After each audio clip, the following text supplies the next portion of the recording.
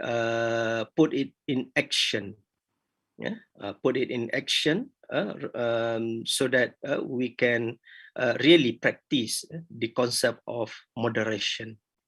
Okay, and then the next one is strengthening multinational network, as well as to have this kind of networking.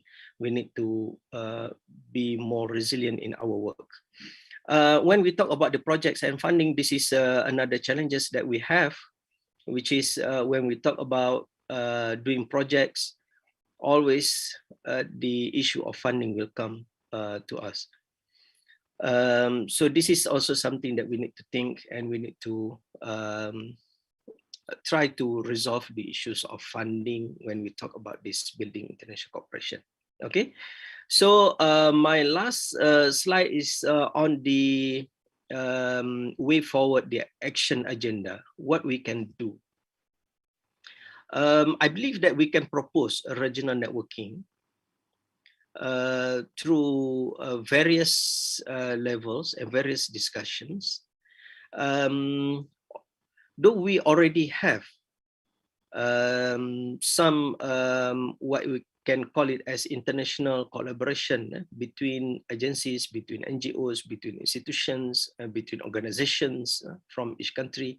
And what Professor Najib as well mentioned about OIC, Organization of Islamic Cooperation, which is the main body in Islamic countries that form the unity among the Islamic countries. They also have a problem how to unite the Muslim countries, because we know that there are some factions within the OIC countries. Some of them, for instance, when it comes to the issue in the Middle East, some of them stand with the Saudis, the UAE, Egypt, and the other party, maybe they stand with Turkey, Qatar, Iran.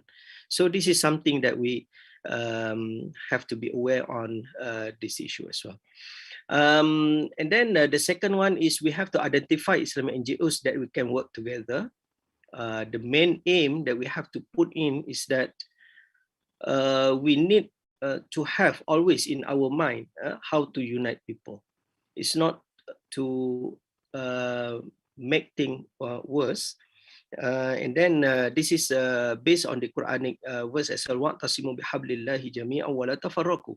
So we need to make sure that we hold the rope of Allah subhanahu wa ta'ala, and then we do not fight each other. So unity is the main concept when we come to the building international cooperation, this one. And then we need also to think about when we work with different organizations with different countries, we need to think about the rule of the states that we are working with. So we need to have respect with other countries' rules and regulation, as well as they also need to respect us as well in working together in this one. So in short, I can say that when we would like to move forward on the international cooperation, we need to avoid sensitive issues among the countries that we work with, as well as we also need to focus on the issues faced by the Muslims, especially in the minority Muslim countries that I think most of the Muslim in Muslim majority countries will support us. For instance, the issue of Rohingyas in Myanmar, as well as the issue of Palestine in the Middle East, and also the issue of people in Kashmir, for instance, and the people in Xinjiang that need our attention, and probably we can form a force together in looking at these issues, and it will result the byproduct of that we can have the cooperation between us from different countries and different regions. So thank you very much. That's all that I would like to share this afternoon. Thank you. Sorry for any shortcoming, and so I pass it again to the Mrs. Moderator. Thank you. Assalamualaikum. Waalaikumsalam warahmatullahi wabarakatuh. Thank you very much. And I think the last point, it's very important how our collaboration, our Muslim collaboration in the world can support the Muslim minority. It is, I think, a very important thing before we build the collaboration. And due to constant time, I think I would like to invite the next speakers. He is from Tunisia. I will invite Professor Dr. Abdul Latif Bouazizi. I hope it is correct, the pronunciation, and sorry for the misspelling. Professor Abdul Latif Bouazizi, are you here? Assalamualaikum, Professor. Assalamualaikum warahmatullahi wabarakatuh. Waalaikumsalam warahmatullahi wabarakatuh. Assalamualaikum warahmatullahi wabarakatuh. سعادة كاي الحاج يحيى خليل تاغوف المدير العام لجمعية نهضة العلماء. سعادة البروفيسور حيدر ناصر الرئيس العام للجمعية المحمدية. سعادة سونغ بافيو المدير التنفيذي لمنتدى المنظمات غير الحكومية الدولي حول التنمية الإندونيسية. وسائر الضيوف وسائر الحضور، كل بمقامه وكل بموقعه، على أن لا أخطئ في الأسماء ولا أن أتجاوز من هم أهل للترحيب، فأقول للجميع السلام عليكم ورحمة الله وبركاته. أول ما أبدأ به هو شكري للقائمين على هذا المنتدى الذي يجسد حقيقة واقع الإسلام. فاجتمعت أندونيسيا وتونيزيا للتقارب في اللفظ، والتقى المشرق والمغرب، التقت الأقطار المتباعدة ولا يجمعها إلا الدين الإسلامي. فهذا من مظاهر رحمة هذا الدين، وهذا الملتقى يجسد هذه الحقيقة.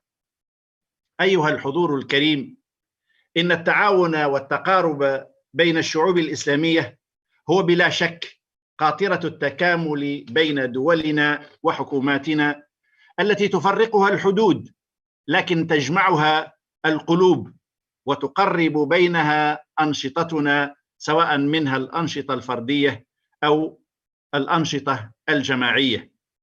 فبمثل هذا التعاون الهادف تبنى حاجة الجميع، بمعنى أن الذي يلبي احتياجات الآخرين سيجد حتما وفي إطار التكامل أن احتياجاته قد قضيت ولبيت من طرف أو من الطرف الآخر.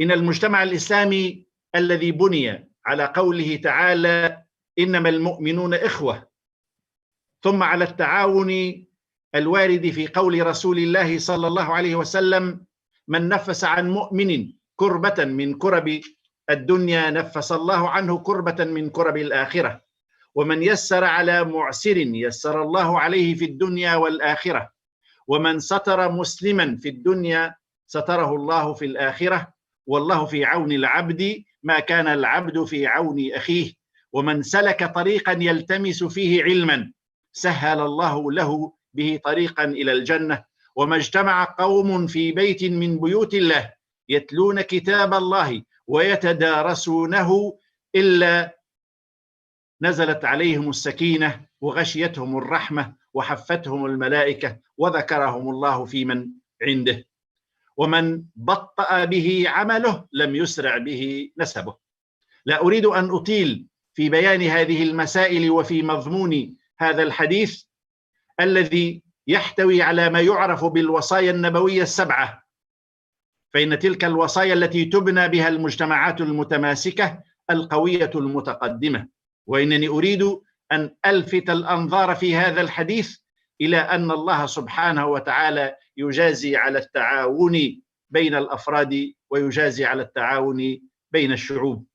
إن تكاتف الجهود والتعاون الصادق بين أصحاب الإرادات الخيرة يساعدنا حتما على امتلاك الوقت، بل وعلى حسن التصرف فيه وتوفيره، إلى جانب رفع منسوب الثقة بين مكونات الأمة الإسلامية الواحدة التي يجب أن تعمل بالتوازي مع الحكومات من أجل الإصلاح والتغيير ورفع التحديات المطروحة وكسب أسباب التقدم. وأعتقد أن كل نجاح إذا لم يتخذ من الرؤى الجديدة للعمل لا يكتب له الديمومة، ومن أساس كل رؤية عمل ناجحة أن تبنى أولا على أرضية أخلاقية، لأنه مثل ما قال الشاعر: إنما الأمم الأخلاق ما بقيت فإنهم ذهبت أخلاقهم ذهبوا. ثانيا، وضع إطار محدد للعمل. ثالثا، تبادل القدرات التقنية وتقاسم الخبرات. رابعا، التخطيط والبرمجة والاستشراف. خامسا، الانفتاح على التجارب العالمية والأخذ منها بما يتلائم مع احتياجاتنا. سادسا، بناء ما سبق على الموارد المالية والبشرية المتاحة، وهذا مكمن العبقرية وعظمة الإنجاز. ولما كانت قيمة التراحم هي عماد خيمتنا، ولما كان الهدف الأسمى من نشرها هو تحقيق التنمية الشاملة الدائمة، فإنه علينا أن ننظر في السبل الكفيلة بتعميق الوعي بتلك القيمة وبذلك الهدف الأعلى. وإذا أذكركم بأن الأهمية لا تكمن في حجم النشاط، وإنما في جودته، بل وبالخصوص في مدى تأثيره على أوسع نطاق، فإني أشير إلى أن الاستراتيجية الاتصالية المساعدة على نشر رسالة هذا المنتدى تقتضي تحديد الشرائح المستهدفة وضبط الوسائل المساعدة واختيار الوقت المناسب أو الوقت الأنسب، أي الانطلاق من طرح الأسئلة الخماسية المعروفة: ماذا ولمن ولماذا ومتى وكيف. وبصرف النظر عن تعريف أنواع الاتصال المنظماتي من اتصال نازل أو صاعد أو أفقي أو اتصال اجتماعي، فإن ما يشغلنا هنا هو التركيز على أكثر وسائل الاتصال انتشاراً وتأثيراً على الصعيد الجماهيري قطرياً وقارياً وعالمياً، وهي الإنترنت بمختلف مواقعها ومنصاتها، وعلى عنصري نقص المعلومات وكثرة المعلومات، فالنقص تقصير والكثرة كتم لأنفاس أفضل المعلومات. ونحن لا نحتاج إلى المنظمات التي تتقاطع في أنشطتها، وإنما نريد تلك التي تتكامل دون كثرة تشتت الجهود، أي أن تنصرف كل منظمة إلى قطاع من قطاعات الحياة دون خلفية إيديولوجية ودون تبعية للقوى الأجنبية، وهذا غير ممكن إلا بالتنسيق والتواصل المستمرين. وبعد توحيد الجهود يكون الانخراط في الشبكة العالمية للمنظمات غير الحكومية أولاً بهدف الاستفادة من التجارب الأعرق في المجال والأكثر تطوراً، وثانياً للتعريف بمنظماتنا الإسلامية وبأهدافها وطرق تيسيرها وبمنجزها، وهذا جميعاً ما ينبغي أن نعمل معاً على تجسيده على أرض الواقع، وليس على الصعيد النظري فقط، ومن خلال الحضور في المحافل السورية التي تبقى مجرد خطب رنانة وحبرا على ورق. فعلينا أن نعد عبر برامج مشتركة يضبطها خبراؤنا وتساهم في إعداد الأجيال الصاعدة على وجه الخصوص للقيام بأدوار إيجابية داخل مجتمعاتنا. وفي هذا السياق يمثل الإعلام المجتمعي بوجهيه التقليدي والإلكتروني أداة من أبرز الأدوات للتوعية وحشد الفئات الواسعة والتأثير على الرأي العام وعلى مجريات الأحداث. وهذا ما نعانيه اليوم في غاية البساطة في مجتمعاتنا التي تعيش تحت سقف العولمة، حيث يتم إطلاق حملة بشأن قضية معينة أحيانا من طرف مجموعة صغيرة من سكان في حي مثلا، أو من أتباع مهنة ما، أو من خلال تحرك ضحايا وضعية بيئية أو ظرف صحي أو اجتماعي، فيكثر مناصروهم وتتعدد أوجه التضامن معهم وتتعالى دعوات الحشد عن طريق التدوينات، مما يدفع السلطات المعنية إلى التجاوب مع تلك الضغوطات. وهذا النوع من الجهود المدنية الأهلية ما سنعمل اليد في اليد على الاستثمار فيه وكسب رهاناته في عصر صار فيه بعض المدونين هم الشخصيات الأكثر تأثيرا في واقعهم. ويبقى هدفنا أكبر من التحديات التي نواجهها، كما تبقى حماستنا وصدقنا في الانخراط في مثل هذه المشاريع المنظماتية التي لا يمكن وصفها إلا بأنها مشاريع للنهوض الحضاري، تبدأ عسيرة وربما صغيرة، لكنها تكبر بالصمود والثبات والمداومة على الإصلاح والتغيير من منطلق الإيمان بقول الله سبحانه وتعالى: إن أريد إلا الإصلاح ما استطعت، ومن منطلق الرغبة في أن يشمله قول الله سبحانه وتعالى: رجال صدقوا ما عاهدوا الله عليه فمنهم من قضى نحبه ومنهم من ينتظر وما بدلوا تبديلا. أيها الحضور الكريم، إن قدرتنا اليوم أن نعي أتم الوعي برسالتنا الحضارية الراهنة في ظل التحديات العالمية الجديدة، وأن نعمل على تحرير عالمنا الإسلامي من حالة الفرقة والتشتت والعجز، سواء عن طريق استكشاف الحلول المثلى للقضايا المتعلقة بالحكم الرشيد وفض النزاعات بين الدول الإسلامية وبظاهرة كراهية الإسلام وانتشار صوره المغلوطة في العالم، أو عن طريق رسم السبل الكفيلة التي تحقق مبادئ الوحدة والعمل المشترك. وإذ أشدد في هذا المحفل الدولي المتميز على أهمية التضامن الإسلامي والعمل الإسلامي المشترك، فإنني أشير إلى أن تجسيده يقتضي تضافر جهود المؤسسات غير الحكومية والمؤسسات الحكومية على حد سواء، وكذلك تضافر جهودنا نحن الأعضاء، وذلك على أساس الإيمان العميق بوحدة مصيرنا المبني على القيم المشتركة الواردة في القرآن والسنة. ويقتضي إيماننا بوحدة المصير التجند أولا لمناصرة القضية الفلسطينية ودعم الفلسطينيين العزل وإيجاد حل وتسوية شاملين لهذه القضية بعيدا عن الخطوات الانفرادية، وكذلك إلى جانب التعاون في ميدان أو في مجال مكافحة الإرهاب في كنف مقاربة شاملة متكاملة ورأي موحد في تعريفه والفصل بينه وبين الدين الإسلامي مثل ما يروج له أعداؤه، كما أن رفع مستوى التفاهم بين مختلف منظماتنا غير الحكومية بشأن المشاكل التي تتعرض لها الجاليات الإسلامية في الدول الغربية أو الدول المعادية للدين الإسلامي كالهند والصين وبورما وغيرها هو الكفيل بطبيعة الحال بالدفاع عن حقوقها ومصالحها وفي منع التمييز العنصري ضدها، ويبدأ ذلك برصد الانتهاكات وتوثيقها والتعريف بها في وسائل الإعلام وغيرها بهدف إيجاد أرضية تعاون مشترك في المجتمع المدني في سائر البلدان لمحاربة مثل هذه الظواهر.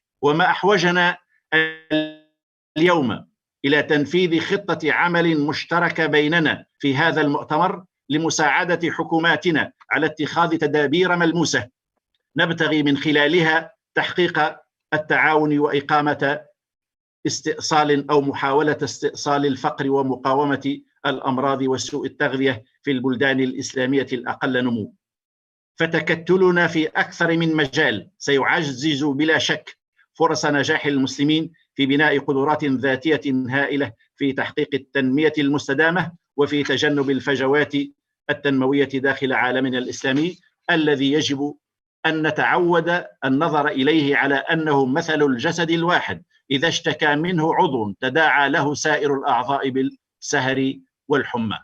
ويتطلب منا مثل هذا الطموح الانتباه إلى كفاية استراتيجياتنا الوطنية المرسومة في التكنولوجيات وتطوير العلوم المعاصرة، الأمر الذي يحتم تحفيز حكوماتنا إلى رفع ميزانياتها المتعلقة بالبحث العلمي. وفي الأخير، حتى ترتاحي أيتها المشرفة على هذه الندوة، وفي الأخير أذكر إخوتي المسلمين في مختلف أنحاء الكرة الأرضية بأنه إذا لم نكن متقدمين جدا فعلى الأقل لا يجب أن نكون متخلفين، فليس أقل من أوسط الأحوال الحضارية في أدنى تطلعاتنا، وبهذا سنكون على الأقل وسطاء حتى في الحضارة مثلما نحن وسطاء في الشهود. قال تعالى: وكذلك جعلناكم أمة وسطا لتكونوا شهداء على الناس ويكون الرسول عليكم شهيدا. أيها الأحباب، أيها الحضور، هذه بعض الملاحظات أبديتها على عجل واختصار، وعلى عدم رضا ربما من المشرفة على النشاط، فإنني أكتفي بهذا القدر، وأجدد لكم شكري وأجدد لكم دعائي بأن يكون عملكم موفقا، والسلام عليكم ورحمة الله وبركاته. Waalaikumsalam warahmatullahi wabarakatuh. Shukran jazilan. Thank you very much, Professor, for your great notes. It is very great note and very important to us. And I also highlight one thing that you mentioned about using the media and social media to spread the value of Rahmatan Lil'Alamin, and also to raising the support from other for the world to spreading the value of Islam, Rahmatan Lil'Alamin. Okay, in order, due to the constraint time, I'm really sorry because of the limited time. I will directly invite the last speakers, Bapak Dr. Ahmad Suaidi. So Yes. he is the Dean of the Faculty of Islam Nusantara, University of Nahdlatul Ulama Indonesia. Mas Ahmad Suaidi, 10 minutes starting now. The screen is yours. Thank you, Hijratul Maghfirah. Assalamualaikum warahmatullahi wabarakatuh. Good afternoon or good evening, all people here. And I would like, just firstly, I would like to respect to all and to committee of this meeting or this event. It's very important and very good for us to discuss about the reality, not only the conceptual Islam, but also reality in our world. Also, I would like to respect to all the speaker, Mr. Dr. Usman Ahmad, Institute of Islamic Studies, University of Punjab, Lahore, Pakistan, and also Professor Ahmad Najib Burhani from Muhammadiyah, and Professor Muhammad Ruslan Muhammad Nur from University of Malaya, and Professor Dr. Abdul Latif Abu Azizi, Rector of Tuna University, Tunisia. This is opportunity, very good opportunity for me to discuss about our what is our commitment to establish the peaceful of the world. The title of this meeting is Building International Collaboration to Strengthen the Practice of Islam, Rahmatan Lil'Alamin. This very important topic, but I think we should take the topic on the reality, the situation of the world right now. So I say that how to implement Islamic Rahmatan Lil'Alamin in the world right now has to require or demand equal and fair relation for mankind, not different ethnicity, religion, and so on, and not based on the coercion of oppression. We cannot say peaceful when the situation is coercion and violence, for example. Contention, relation, conflict, and violence tend to be a structural problem, actually, not only the, for example, the mind of radicalism, for example, but there is economic problem about gap between the have and the poverty and so on. So the solution have to make situation value and fairness. Equal human relation will create social harmony. This is, I think, our experience in the world. But right now we face the global changing in not only in the world but also in our nation and our community. One of the important thing is about technology and our information technology. We face not only the social media, for example, what called society 5.0 is like the people who part of the technology itself. Right now, 4.0, we still use the technology, but in 5.0, we part of technology itself. So this is very,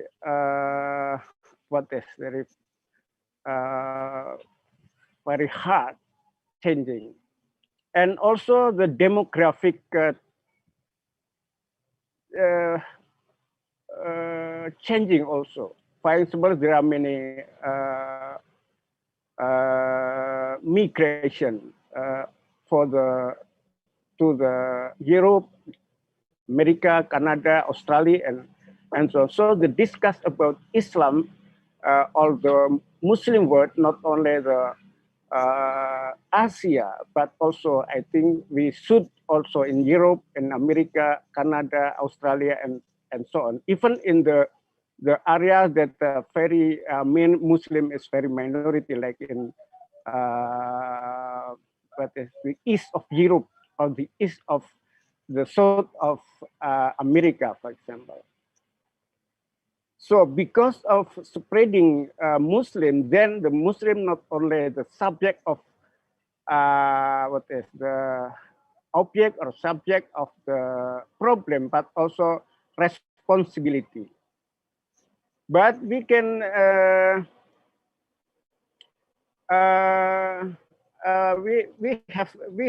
should also we have experience in history about Islam, which is the part of the peaceful that in the past Islam have been dominated the world rather than the West. When the West, in the cold age of Islam.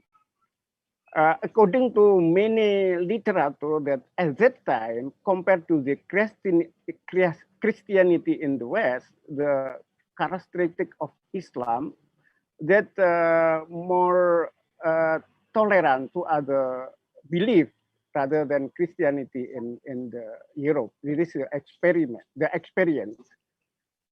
And why this happened? Because of the Islamic methodology like tasawwuf, usul fikih, and qaidul fikih.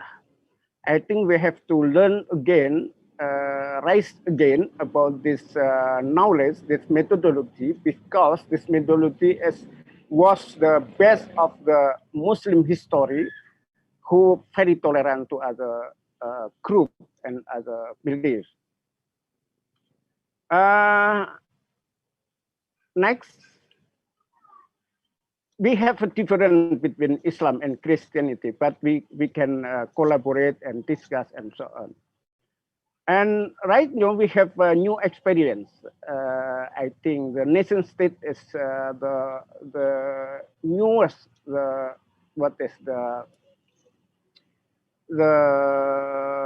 actuality of modernity, that all people challenge this issue, especially the Muslim, because this concept has come from the West.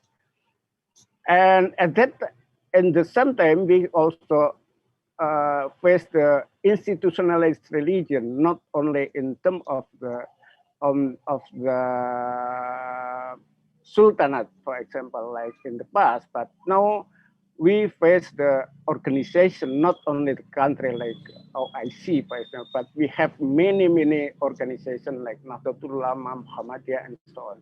So this is different kind of organizing of Muslim in the new era. And the other another experience also internal transformation and unfinished prolonged fights against colonialism. We still in many area like in South Philippines, South Thailand, and Rohingya in Myanmar. I think we still see about the struggling for Muslim to colonize, and also aggressivity and discrimination of the West, not the West itself, but the system of capitalism and secularism. I think we need to discuss more about that. And I think in the past, when it was colonialism, Western religions tend to be silent against inequality and oppression. So I think we discuss more about that between Islam and other religions, especially the Western religion. Next,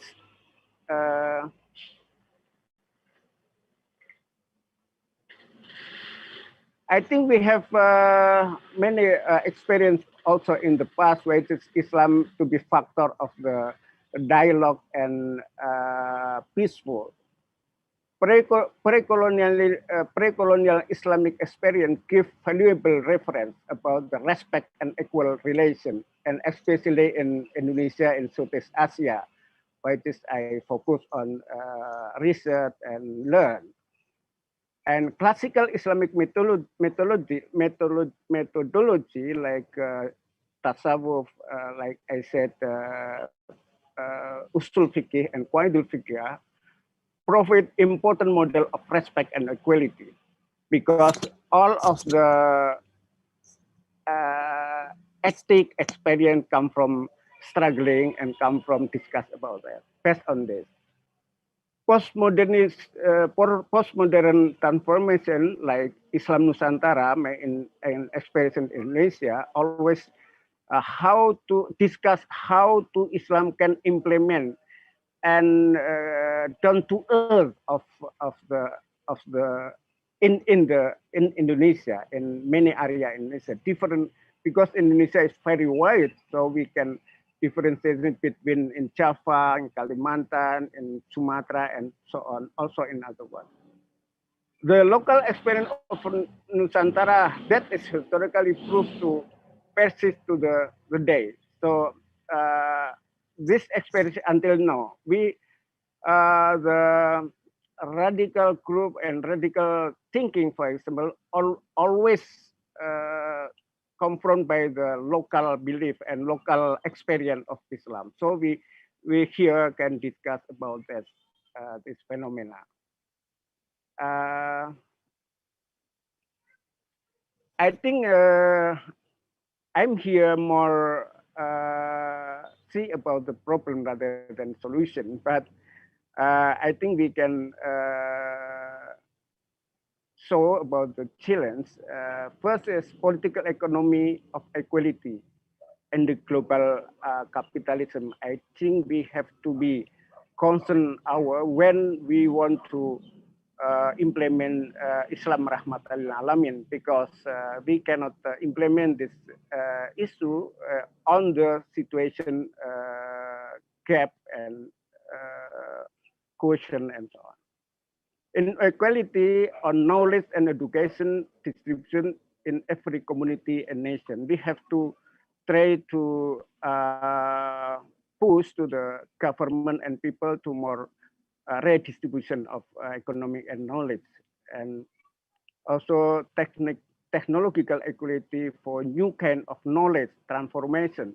For example, how to Islamic methodology can be transfer based on the new technology information like new social media and so on. Natural resource exploitation and its annihilation on local people. So we have, I think we should aware about our people, especially non-Muslim, which is very local tradition and local belief, for example, which is now Okay. exploited by the. Mas Suhaidi, the time is over. Okay. Okay. Thank you very much. Mahfiro, thank you, and all people here. Thank you very much. Assalamualaikum warahmatullahi wabarakatuh. Waalaikumsalam warahmatullahi wabarakatuh. Thank you very much, Mas Suhaidi. The last you mentioning, you rising up about the challenges, and I think it is a very important and urgent challenge that all now is. We face those kind of challenge, and it is why we need to build the collaboration to address those kind of challenge that Mas Suhaidi already mentioning. Okay, ladies and gentlemen, I'm really sorry for the limited time. So this we already in the question and answer section. We have many questions. Here, there are 7 participants who raising the question. The first question for Gerista Zuhjia Rahmani. Okay, Gerista from the Zakat institution. The question for the Professor Ahmad Najib Burhani.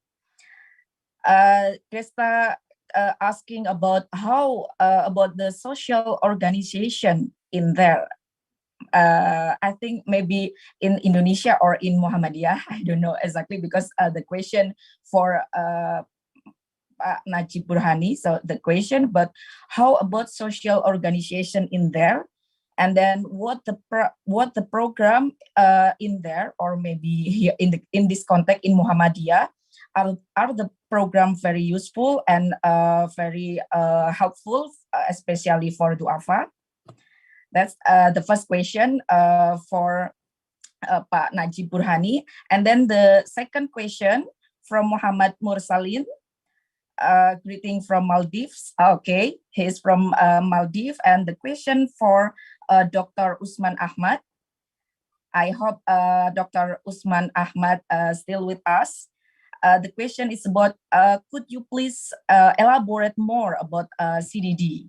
Okay, CDD. I think CDD is the Charter Dissent and Differences that Professor Usman mentioned about CDD in his presentation. And then the third question from Muhammad, still from Muhammad Mursalin from Maldives. And then the question for Professor Najib Burhani. Pak Najib, what do you think about the ideology of Hizbut Tahrir, and is it suit or fit to the current situation as the extremism is growing?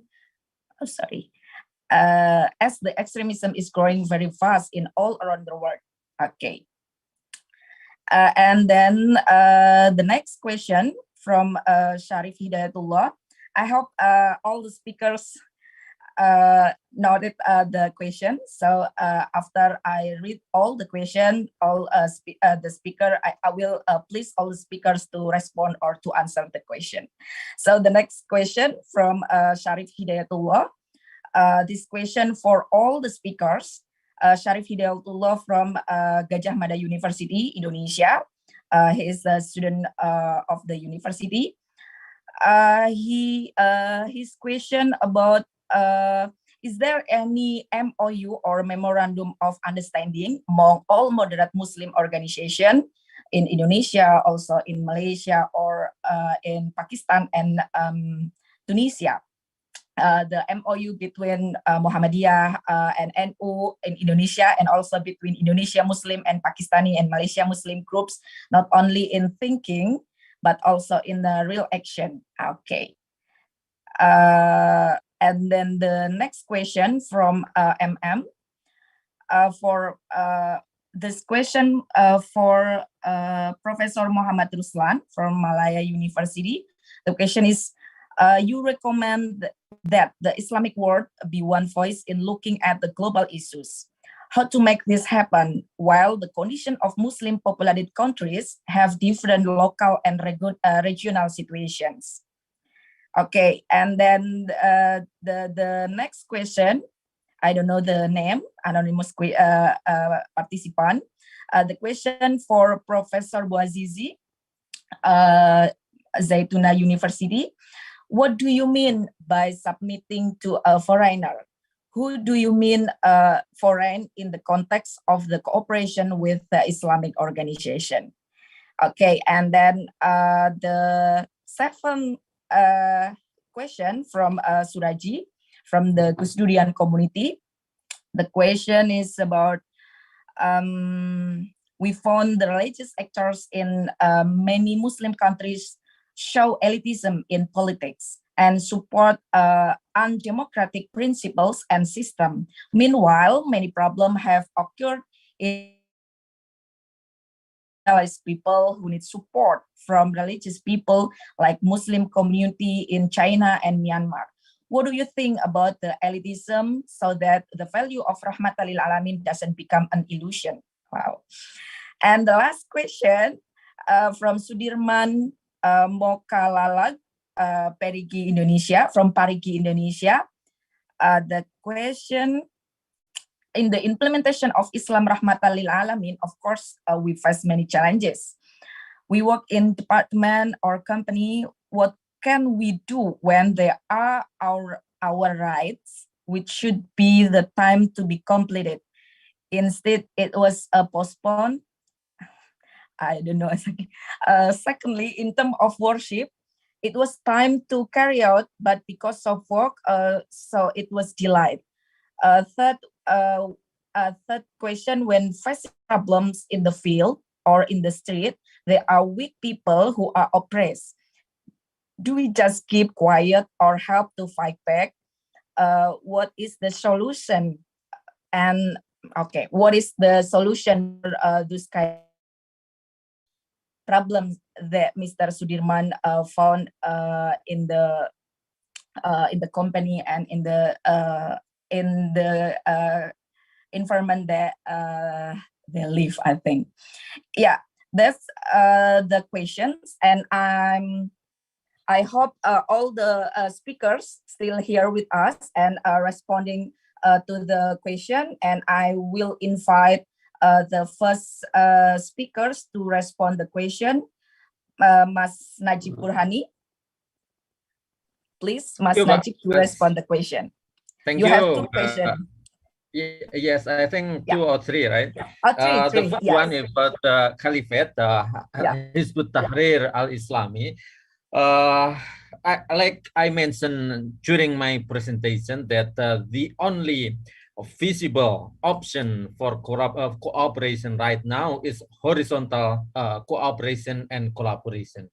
Why? Because a nation state is the paradigm of our contemporary time, contemporary world, while the Caliphate and Hizbut Tahrir is proposing what we call as a vertical collaboration under a caliph or under one leadership. And this one is not fit with our contemporary time.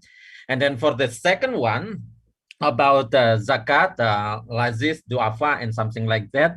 Yes, I think there have been several collaboration and cooperation, and also working together in terms of distributing zakat and infak, sedekah, and something like that, not only in Indonesia but also in Rohingya, Philippines, Palestine, and also collaboration with the support of zakat in the context of like cooperation in creating peace world, like in Philippines, and also become part of the ECOSOC in creating harmony and also stopping conflict in several countries. So just like NU, I think there were a number of activities in foreign countries using, and also like in Palestine, building hospital there, using the fund from the zakat collected here in Indonesia, and also in Myanmar, of course. And then the third one, I think, related to MOU. Usually the MOU between countries is between G2G, government to government. It means that the ministries or the president will do that. But also there are a number of P2P collaboration, such as I give an example, like a collaboration between NU, Muhammadiyah, and British Council a few years ago, related to what you call it, like promoting Islam, Indonesian Islam, and something like that, and also with the US, and of course some universities in Indonesia that have perhaps collaboration with some universities in the Middle East and also in Europe and United States.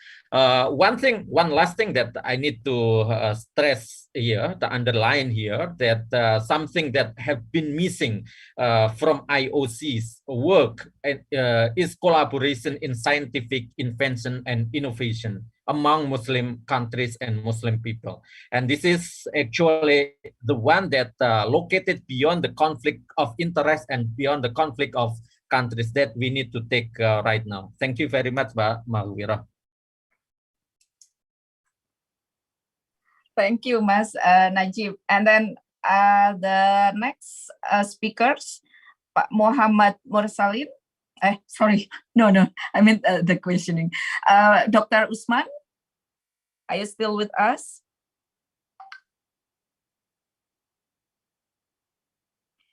Dr. Usman? Mr. Mursalin asking about the CDD, Charter of Dissent and Difference, something like that, you mentioning in the presentation. Okay, so while we are waiting the Dr. Usman Ahmad to respond the question, we pass to another speakers, Professor Ahmad, Professor Muhammad Ruslan Muhammad Nur, to respond. I think 2 questions for you. Yeah. The first one is on the cooperation, how to build the cooperation, and then the second one, could you remind me, please? Is there any memorandum of understanding in the Malaysia, maybe from the one organization to other organization, or Malaysia with Indonesian organization, something like that? Okay, that's good. Yeah. First, how to build this cooperation. I think we have to look into this. We are not actually the one who created the linkage between the organization. The linkage the linkage is already exist. So we need to rebuild on this matter. Malaysia, Indonesia, Pakistan, and I mean some other Muslim countries in the Middle East, in Tunisia, in Algeria, we have people who work with them, and then we have network in this matter. We know that Malaysian organization, the non-governmental organization, or the mass organization, organisasi ormas, ya. Kalau di Indonesia, if we will look to Indonesia, they have 2 main biggest Muslim organization, that is Muhammadiyah and also the Nahdlatul Ulama. Sometimes the people of Nahdlatul Ulama doesn't like if we mention Muhammadiyah first. They do like to mention Nahdlatul Ulama first and then Muhammadiyah. Whatever it is, we have 2 big organizations in Indonesia who always work closely with the Malaysian organization. I have the experience. I work with some of the NGOs in Malaysia. We work together in many aspects and in many issues that we work together among Malaysian and also Indonesian community. perhaps we can enhance this to other Muslim countries, that we can invite people from Pakistan, and we can invite people from other Middle East countries to look into this. In Malaysia also, we have organization, a different organization. Some of them, they don't work with each other. They don't see eyes to eyes. Some of them, they work very closely. There are many reasons why they work closely and why they do not work with other organizations. We do not want to touch into some of the sensitivities among the Muslim communities on this matter. But what we have to do is to agree on one thing that we can agree upon. Say, like, for instance, we have some issues that we need to protect and we need to support. And we try to get as much as support that we can from other organizations from all over the world. The main issues that I can see myself, which we receive a huge support from organizations all over the world, is the issue of Palestine. This is unfortunate for Palestinian people, that they have to fight in their land to be recognized since 1948, when the establishment of the State of Israel happened. They kind of have having a bad treatment from the Israeli government to them. So they have to make sure that they can fight to make sure that they do not lose their land.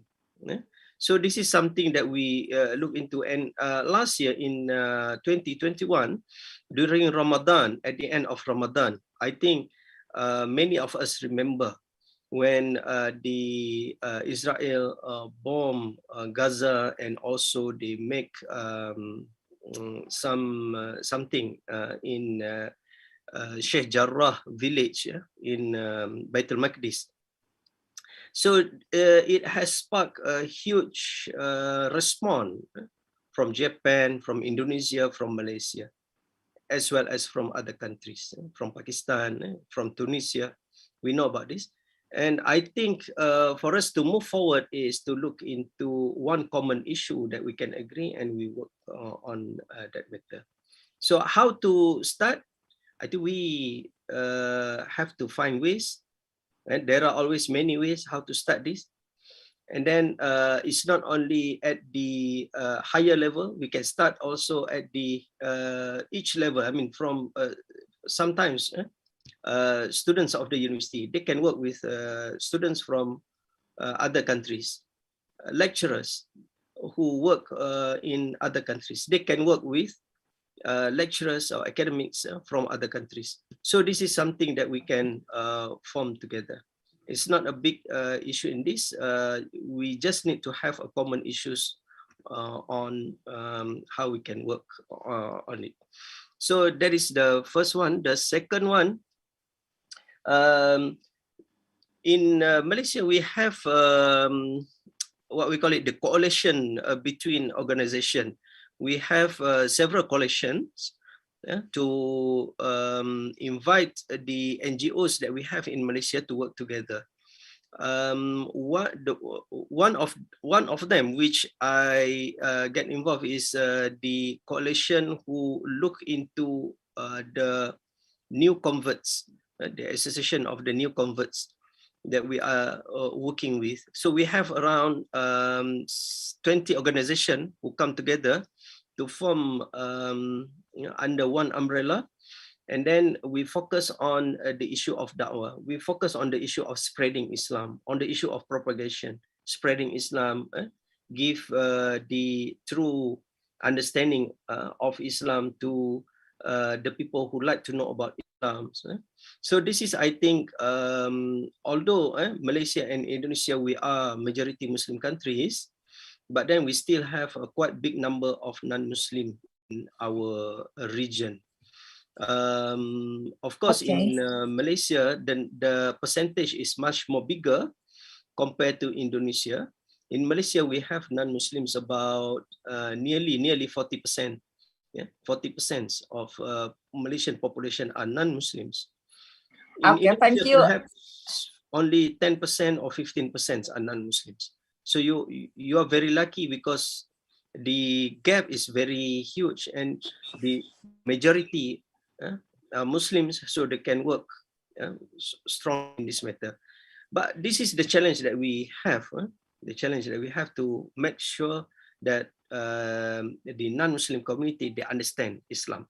So this is the approach that we have to take when we speak to the non-Muslim, to make sure the approach is correct. Okay, thank you, Mr. Ruslan. Yeah. The time is over. Yeah. Okay. Thank you.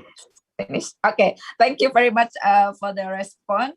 And then the next response for Mas Suaidi, Professor Suaidi, you have also two questions. From the first question about elitism in religious actors, and also about the collaboration elitism? between Sorry. elitism in the religious actors.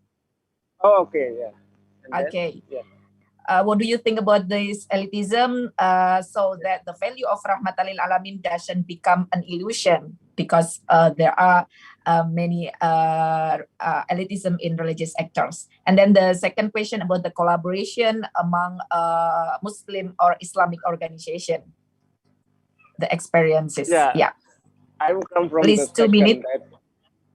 Yes, I'm start from the second question. I think we should collaborate not only based on the government, but also in non-governmental organization, and even I think we should move forward professional association. I think not only organization. Organization is like the group based on the identity, Islamic identity, but we need more than identity, but more, for example, knowledge, science, and also philosophy and social knowledge, for example.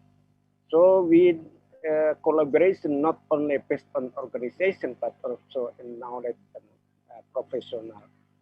And the first, I think this is the phenomena in all of the world, not only in Islam, but also in other religions also. But I think we have experience in Indonesia, for example, the strata of the leadership of Islam until the very below people, yeah, very base, like in the faith and so on. This is very important. So the elite is not, it means that gap between the ulama and the people, but the ulama is part of the people itself. My experience in Nahdlatul Ulama, for example, in Indonesia, the leadership of ulama is not only in the level of district and province and national, but based on the very local community. We call RT/RW. We have even in Nahdlatul Ulama, we have what we call Basul Masail based on RT/RW community. So this is like intellectual, Islamic intellectual experiment to respond the phenomena of people, not only in national level, but also in the local level. For example, COVID-19 is a very good example about how the people and the elite people in the ground more receive feeble by people rather than the ulama in national level about how to respond, how to cover from the pandemic of COVID-19. And also COVID-19 support the people, and the ulama collaborate with the other religion, not only Islamic religion, for example. So the elite very important, but not should not kept by the people. Thank you very much. Thank you very much, Mas Suaidi. And then the last question, I think Mr. Dr. Usman Ahmad already with us now. If you are here. Yes, ma'am. Okay, so there is one question from Muhammad Mursalin from Maldives. The question is about, could you please elaborate more about CDD? So 1 minute, yeah. Okay. Thank you for the question, and I have the opportunity to elaborate. The Charter of Dissent and Disapproval is that there will be the lines of differences mentioned in the charter, so that the problem is not in the integration, the unity. The problem is the dissent. When we allow every person, this is the boundary. You can disagree. You can show your dissent already in the charter and in the rules. Then there is no problem if someone is disapproving, disagreeing something. This is in the charter and in the rules, so he is allowed to do. Otherwise, if someone is disagreeing in any issue, this can be a problem. If it is in the rules, it means it is according to the rules. So no problem if some organization is disagreeing in about anything. However, the disagreeing is not in the lines of beliefs and prophethood and tawheed. It is about the furu'at, that is you can say about the teachings other than the beliefs. And the geographical differences will be absorbed, the fiqh differences will be absorbed, the other things all will be absorbed by this charter.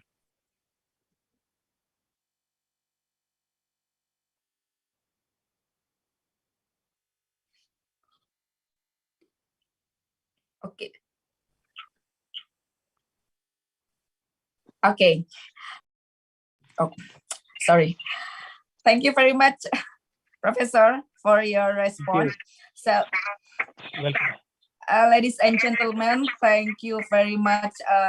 Thank you for still with us. And we are now in the end of the section. So we would like to invite all the speakers to give a closing statement. I think I will start from the Mr. Najib Burhani to give the closing statement. Yeah, I think there are potential of collaboration that we need to dig from ourselves, from our countries, and also from our organization, that we need to start it as soon as possible, like collaboration in the context of what I call, if previously between countries and between perhaps people, now between Muslim organization, they need to not to delay the beginning of more stronger collaboration, and particularly the one that I said missing is in scientific and innovation activities. I think that's all, Mbak Maghfirah, from me. Thank you. Thank you, Mas. Your highlight is very important. And then the next closing statement, please, Professor Muhammad Ruslan Muhammad Nur.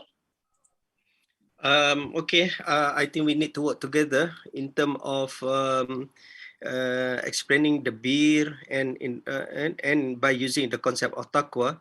Wa ta'awanu 'alal birri wa taqwa. This is the concept of when we would like to work together. So when we hold the spirit of the Holy Quran, inshallah, everything we have the standard of how to proceed and how to make sure that our collaboration in the future is in the name of God. So thank you very much. Assalamualaikum. Thank you very much. So the next speaker for giving the closing statement, please, Professor Dr. Abdul Latif Bouazizi.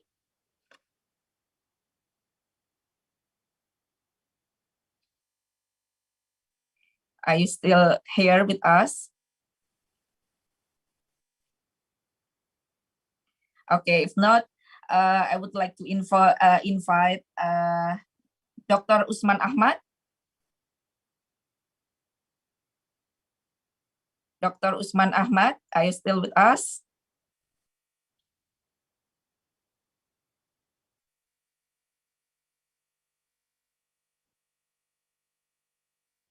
Okay, thank you. Then I will invite Pak Ahmad Suaidi to give a closing statement. Yeah, I agree with Professor Najib. I think we should next action, not only discuss, but also action. Thank you very much. Thank you very much, Mas Suaidi, and thank you very much to all speakers, and then to all participants who are still with us. And it is a very important discussion, and then our topic is about the collaboration. So the important thing of the collaboration is the action.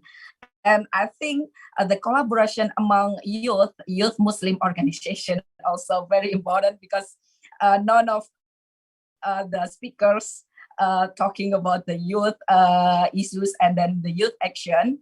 And actually, the youth is really important to involve, to be part of the ambassador of Islam, Rahmatan Lil'Alamin. So thank you very much. I will not give any conclusion. Instead, provide some notes that could be our together job in the future. So first, apart from discussing, we must also become ambassador of moderate Islam for a global world. That's why we should invite all as much as possible the Muslim, like the youth Muslim, to become ambassador of moderate Islam. And also the unity of Muslim is still a question. How does this commitment to Islamic unity intersect with the regional issues of each country? And finally, the agreement on making the cooperation must be followed up. And thank you very much for the speakers and invite to organize this very important discussion. And Hijratul Maghfirah, sorry if I make mistaken in delivering, in moderating the discussion. So the participant, I think you should keep with us, because after this session, we will have the closing ceremony that we will have ambassador of Tunisia for ambassador of Indonesia to Tunisia, Mr. Ahmad Suhairi. So I will give I will pass this program to the committee and thank you very much from me. Wassalamualaikum warahmatullahi wabarakatuh. Warahmatullahi wabarakatuh. Terima kasih, Mbak. Waalaikumsalam warahmatullahi wabarakatuh. Syukran. Jazakallah.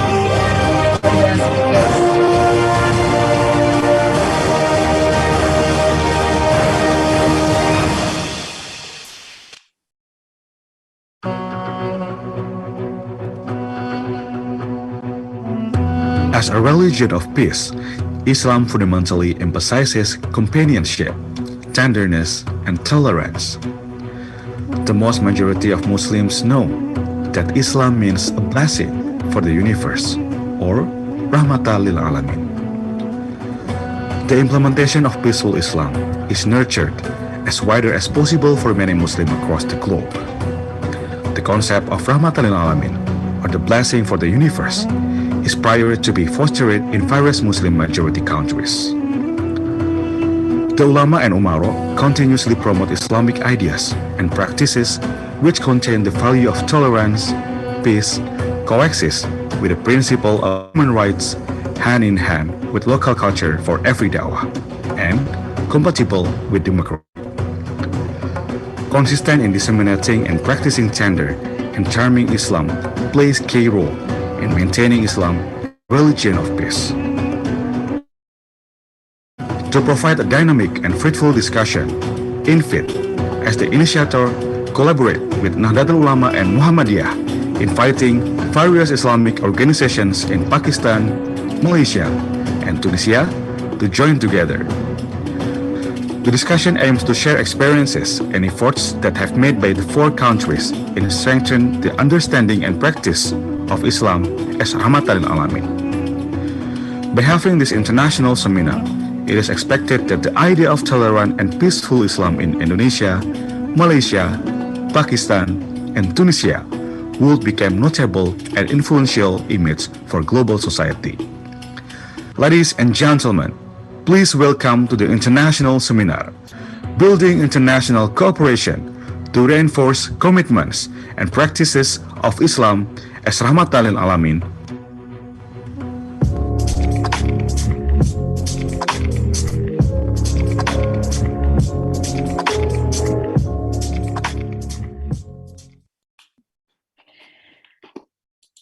Bismillahirrahmanirrahim. Assalamualaikum warahmatullahi wabarakatuh.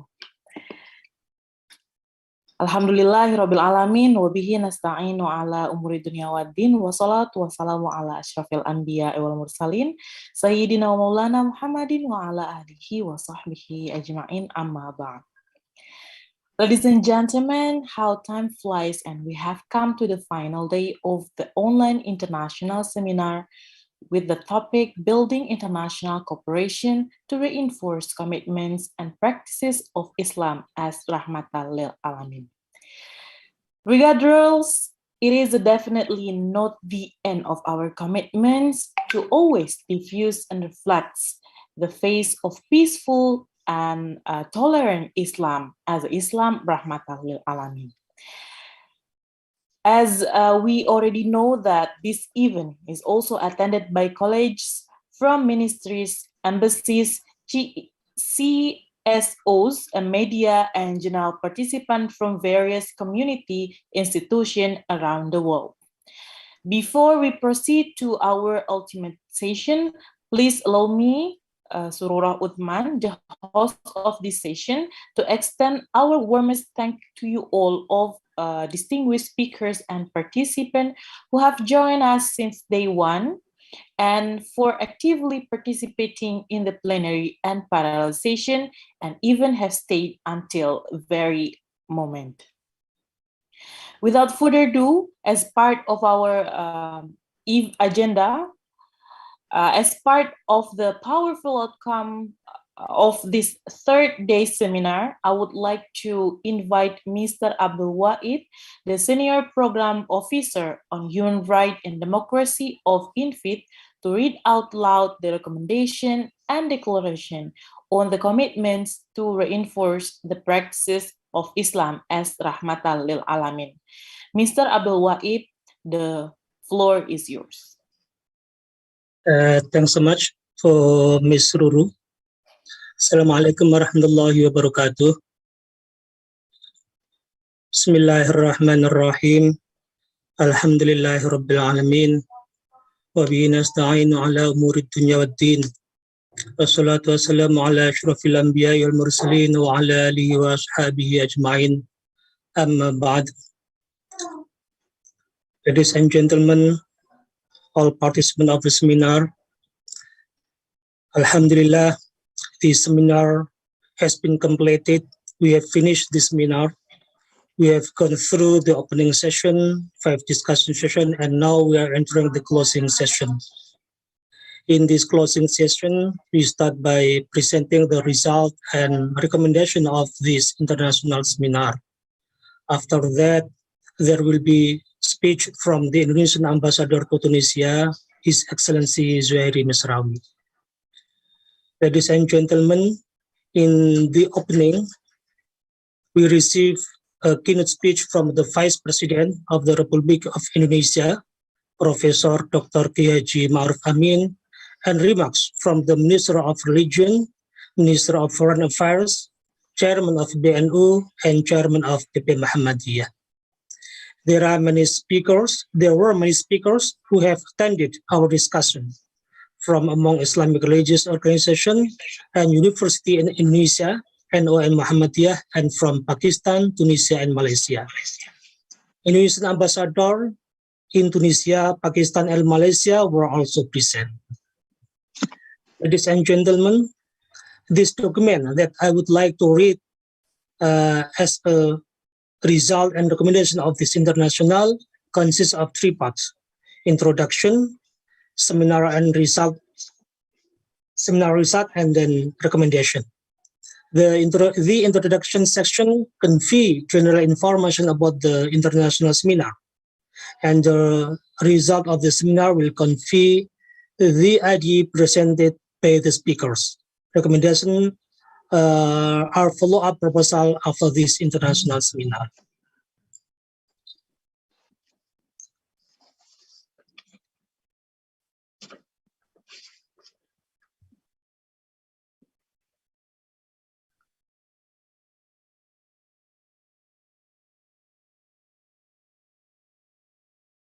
Ladies and gentlemen,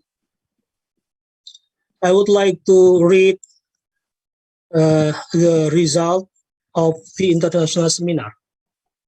In this seminar, there are several essential ideas that the speakers have conveyed and discussed with the participants, including the first one is, Islam is a religion that promotes love and peace. Islam upholds humanity and is compatible with democracy. Islamic organizations in Indonesia, such as NU and Muhammadiyah, provide firm commitment, attitude, and action to spread Islam as Rahmatan Lil'Alamin, which is close to humanitarian principle and democratic value. Pakistan, Tunisia, and Malaysia also confirm a Muslim relevant position and support the supportive relationship between Islam, human rights, and democracy.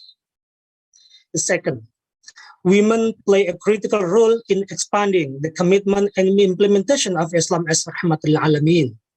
The role and involvement of women in Indonesia, Pakistan, Tunisia, and Malaysia are considered very strategic in building the country and achieving several SDGs and indicators, sustainable development goals and indicators, such as education and health. In Islamic history, women have always played an essential role in da'wah activity.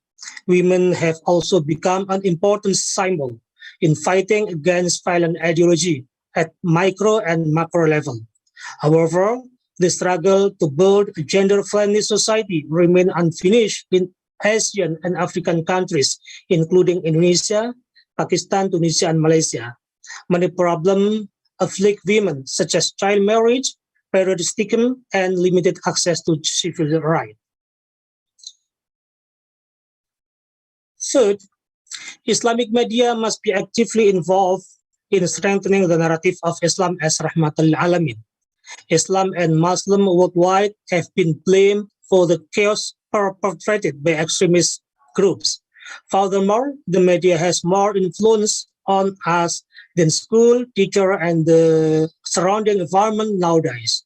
Therefore, Islamic media hold a crucial role in strengthening the discourse on humanity and peace. Islamic media should promote at least 6 characteristics: tolerant, universal, and inclusive, communicative, creative, critical, and solutive. The fourth, the da'wah of Islam as Rahmatan Lil'Alamin must be carried out inclusively by respecting local cultures. Universal value of Islam should have collaborated with local tradition and culture.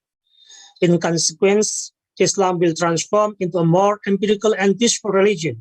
Islamic da'wah should have minimized the potential conflict with local cultures. According to the da'wah reality in Indonesia, NU and Muhammadiyah, preaching inclusively and appreciatively toward culture has encouraged the diverse community to accept Islam along with its local value. Fifth,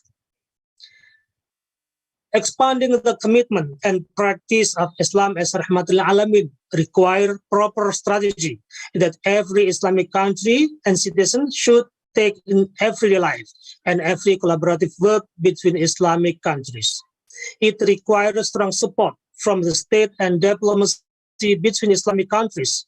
Elements of Islamic organization, campus, and other Islamic civil society organizations should collaboratively demonstrate the concept, commitment, and practice of Islam as Rahmatan Lil'Alamin and reject all violence perpetrated in the name of religion.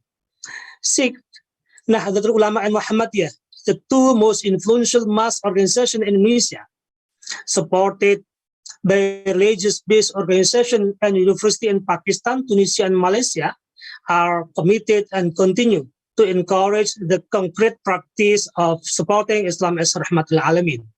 The two leaders of two civil society organizations, NO and Muhammadiyah, emphasize that Islam is a religion of love and mercy, Rahmah. Rahmah or mercy is key term with a broad dimension, not limited to only Muslim, but also non-Muslim. NO and Muhammadiyah also have similar view regarding democracy. These two organizations fundamentally accepted the nation state and recognized equally for all citizens.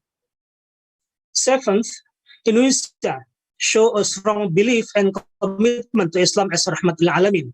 The state's effort on this matter are realized by mainstreaming religious moderation as proclaimed by the Indonesian Ministry of Religious Affairs.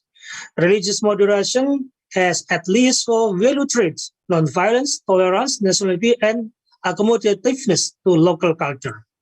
At the international level, Indonesia partnered with 34 countries in conducting interfaith dialogue. Indonesia countries to hold various international conferences with the leaders of the Islamic world to revitalize the principle of moderate Islam or wasatiyah in the midst of global challenge. Ladies and gentlemen, and then I would like to read the recommendation of the seminar. In the seminar, several recommendations are encouraged to be realized. The first, inviting all elements of society, including Islamic organizations, to utilize their resources and influence to strengthen and mainstream moderate teachings that uphold humanity, tolerance, non-violence, nationality, and local culture. Number two, strengthening the relationship or silaturahim between Islamic religious organizations in various Islamic countries as part of effort to continuously convey the concept of strengthened commitment to and encourage the implementation of Islam as Rahmatul Alamin, which uphold human value, support peace, promote tolerance, respect diversity, and comply with democracy. The third, involvement of Muslim women or Muslimah in all public sectors and state governance in the executive, legislative, and judicial institution, especially in the context of realizing the fulfillment of women's rights. Fourth, inviting all components of society to work together to build a fair and gender-friendly, just, and anti-discriminatory life.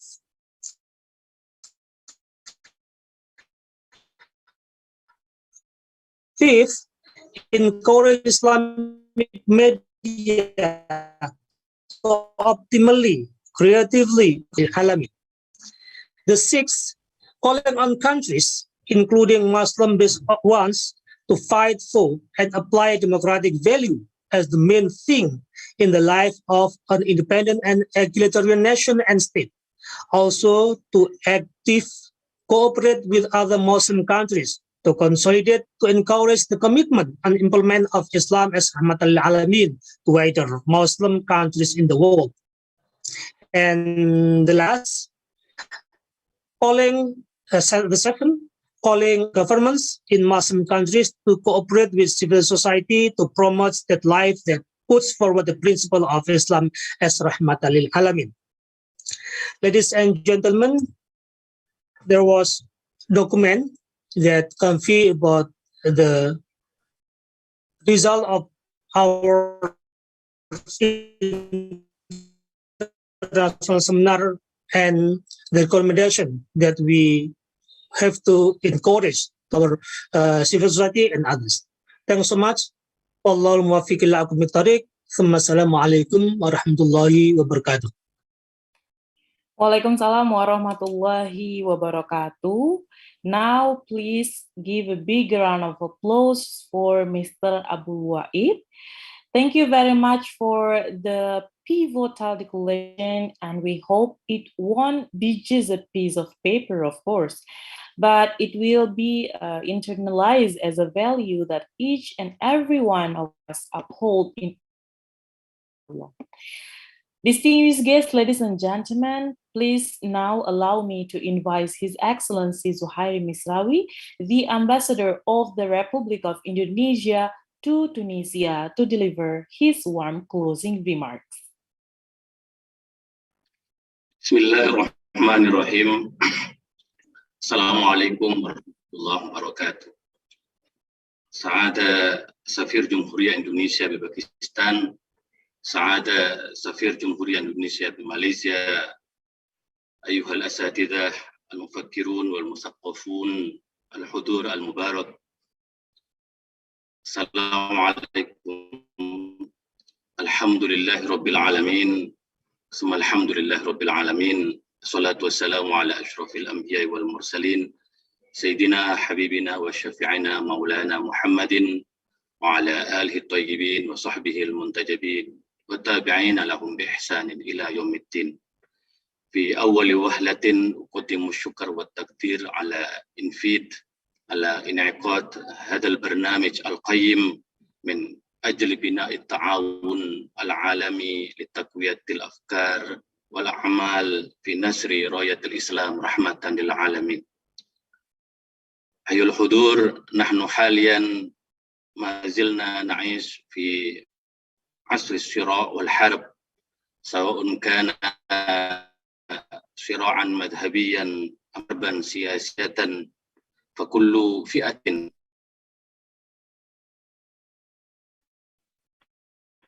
بل دولة لها في أزمة إنسانية مخيفة للغاية.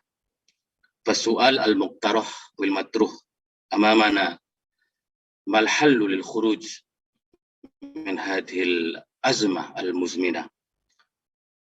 نحن نؤمن أن الله إلهنا وربنا الواحد الأحد الصمد، وأن محمدا نبينا ورسولنا، والقرآن كتابنا، والكعبة قبلتنا، ولكن لماذا تفرقنا واقترفنا، بل تصارعنا وتحاربنا وتناسينا أننا أمة واحدة كإخوة، بل كإنسان الذي خلقه الله خليفة في الأرض، كما قال الإمام ابن علي في نهج البلاغة: الناس صنفان، إما أخ لك في الدين أم نذير لك في الخلق. وقال رسول الله صلى الله عليه وسلم: المؤمن للمؤمن كالبنيان يشد بعضه بعضا. وقال الله تعالى في القرآن الكريم: إنما المؤمنون إخوة فأصلحوا بين أخويكم. وبالتالي نحن في أمس الحاجة إلى فكرة جديدة، بل إعادة بناء فكرة جديدة من أجل بناء التعاون العالمي بين الدول المسلمين لتقوية الأفكار والأعمال في نشر فكرة الإسلام رحمة للعالمين. إندونيسيا كدولة معظم سكانها مسلمون لها تاريخ وحضارة عريقة في ترسيخ القيم الإنسانية. جاء الإسلام إلى إندونيسيا بوسيلة الدعوة بالحكمة والموعظة الحسنة ببركة الأولياء التسعة منذ القرون السالفة. لقد طبقنا الإسلام كرحمة للتقاليد والعادات القائمة لدى مجتمع جاوا بل نسنترا أجمع. نحن نعيش في جو التنوع الثقافي والعرقي والقبلي، وبالتالي أعرب سوكارنو في خطابه الشهير أول يولي عام 1945: إن الإيمان بالله هو الإيمان الذي ينشئ التسامح والتعايش بيننا، لا للأنانية والتعصب. والحمد لله بفضله وقدره نحن نعيش في أمان وسلام عبر القرون، ونحن فخور بالتاريخ وحاضرنا الراهن كأكبر دولة وسطية إسلامية في العالم الإسلامي. فجمعية نهضة العلماء وجمعية محمدية هما إمادان قويان للوسطية الإسلامية في إندونيسيا. أيها الحضور، فجمعية نهضة العلماء عبارة عن جمعية تقوم على مسار السنة والجماعة ذات طابع إندونيسي، هم يحمون التقاليد والعادات والثقافات الراسخة من القرون الماضية، وكذلك يرسخون التعايش السلمي والتسامح مع الأديان والاعتقادات الأخرى. والجمعية أيضا تهتم بالمفاهيم والتطورات الحديثة مثل الديمقراطية وحقوق الإنسان والتعددية ومكانة المرأة في المجتمع. وبالتالي لنا شعار مشهور في جمعية نهضة العلماء: المحافظة على القديم الصالح والأخذ بالجديد الأصلح. وأما جمعية محمدية عبارة عن جمعية اجتماعية تهتم بشؤون المستضعفين والفقراء والمساكين، ولهم تطلعات دينية تقدمية حتى يهتم المسلمون بالمتغيرات الحديثة، ولهم شعار مشهور: والعودة إلى القرآن والسنة من أجل ترسيخ الإسلام رحمة للعالمين.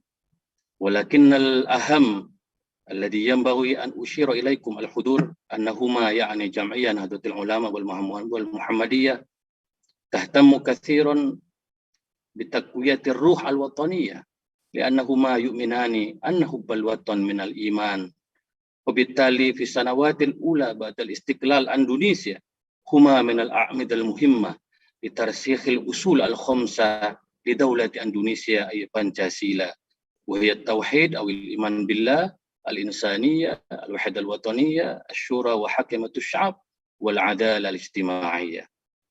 هذه الأصول الخمسة البانشاسيلا عند جمعية محمدية هي دار الأحد والشهادة للشعب، وعند جمعية نهضة العلماء هي ميثاق وليد حتى نتوحد من أجل خدمة الأمة والوطن والإنسانية. وبالتالي نحن فخور دائما نشكر الله عز وجل على دور جمعية نهضة العلماء والمحمدية عبر التاريخ. فإندونيسيا حاليا أصبح دولة ديمقراطية تقود المجمعات دولة 20 في العالم، أو كما نعرف G20. أيها الحضور، وفي المستقبل أرجو أن يقود إندونيسيا التعاون العالمي المشترك لتوطيد الأفكار والأعمال في نشر الوسطية الإسلامية في العالم الإسلامي خاصة وفي العالم عامة. فهذا المنتدى الذي انعقده إنفيد بمثابة نقطة الانطلاق للعمل الأكبر والأوسع. فالعالم في حاجة إلى الأفكار والأعمال البناءة، وبالتالي في هذه الفرصة أقدم لكم فكرة ثلاثية الأخوة لكياي الحاج أحمد صديق، وهي الأخوة الإسلامية والأخوة الوطنية والأخوة الإنسانية. نحن كمسلمين ينبغي علينا أن نقوي الأخوة بيننا، خاصة الأخوة بين المسلمين، وكشعب في وطن ودولة يجب علينا أن نتآخى. وكذلك الأخوة الإنسانية هي الحل الوحيد للصراع السياسي، وإلا سوف نتحارب ونتصارع بيننا. فالدعوة إلى الأخوة الإسلامية والأخوة الوطنية والأخوة الإنسانية هي الحل الوحيد الذي يمكن أن أطروها ونعمل بها في الأيام المقبلة بالتعاون مع ماليزيا وباكستان وتونس. وأنا كسفير إندونيسيا بجمهورية تونس سأعمل بكل جدية على التعاون المشترك مع جمهورية تونس لتوطيد الأفكار والأعمال في نشر رؤية الإسلام رحمة للعالمين، ونشر الدعوة لتقوية الأخوة الإسلامية والأخوة الوطنية والأخوة الإنسانية. Ladies and gentlemen, witnessing world full of conflict, war, and uncertainty, we should not lose hope and optimism. We must continue to strive with all our effort to bring about peace and humanity. Our duty as Muslim is to ensure that Islam truly become religion which enlighten human civilization, unity, and brotherhood. Indonesia brings strong message to the world that it is time for us to create true and meaningful Islamic unity, national unity, and human unity. We must hold hands together and have faith that nothing is impossible under the sky and on earth. The experiences of Nahdlatul Ulama and Muhammadiyah have proven that Islam is capable of building democracy, human rights, civil society, and social justice in Indonesia. Together with other countries, Tunisia, Pakistan, Malaysia, and many other countries, the voices of Islam, Rahmatan Lil'Alamin, will be spread widely. Finally, that we have done this past 3 days is the first step to build a just and peaceful civilization. We must contribute our best to the world, and Indonesia plays a significant role in bringing about world peace. On behalf of the government and as the Indonesian ambassador to Tunisia, I would like to thank IMFIT, who has carried out this activity.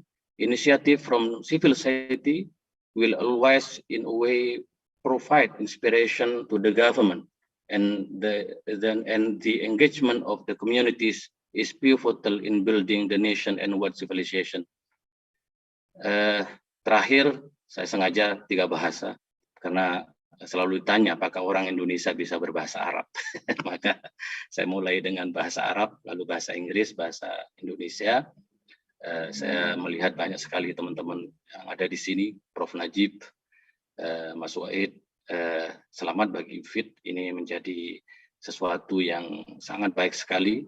Bagaimana Indonesia berperan di dunia internasional, maka sebagai Duta Besar Republik Indonesia untuk Tunisia sangat mendukung program dari IFIT dan sangat berterima kasih banyak karena bagaimanapun di tengah suasana G20 ini kita bisa memberikan sumbangsih kepada dunia. Seperti yang saya katakan tadi bahwa saya akan menggunakan Islam Indonesia sebagai instrumen infrastruktur diplomasi saya di Tunisia. Saya akan menjelaskan Islam Rahmatan Lil'Alamin dalam 3 kacamata, yaitu ukhuwah Islamiyah, ukhuwah Wataniyah, dan ukhuwah Basyariyah Insaniyah. Sekali lagi terima kasih sebanyak-banyaknya. Mudah-mudahan kita semua diberi kesehatan. Wa ma taufiqi illa billah, alaihi tawakkaltu wa ila unib.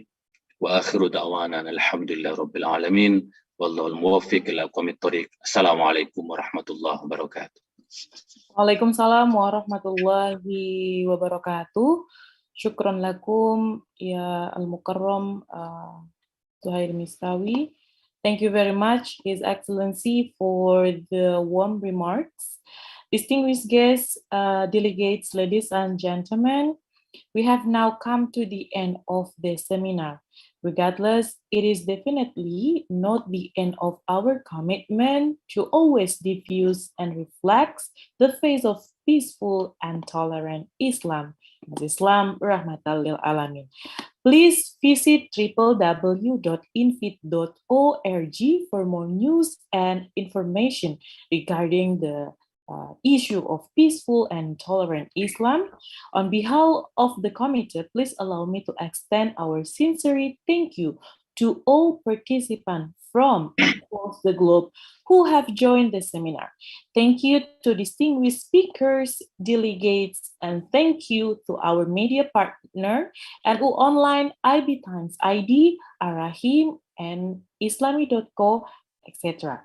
Finally, I will close the seminar with sincere hope. May each of us always be the active actor to spread the message of peaceful and tolerant Islam as Islam Rahmatan Lil'Alamin.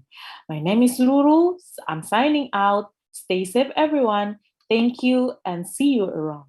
Assalamualaikum warahmatullahi wabarakatuh.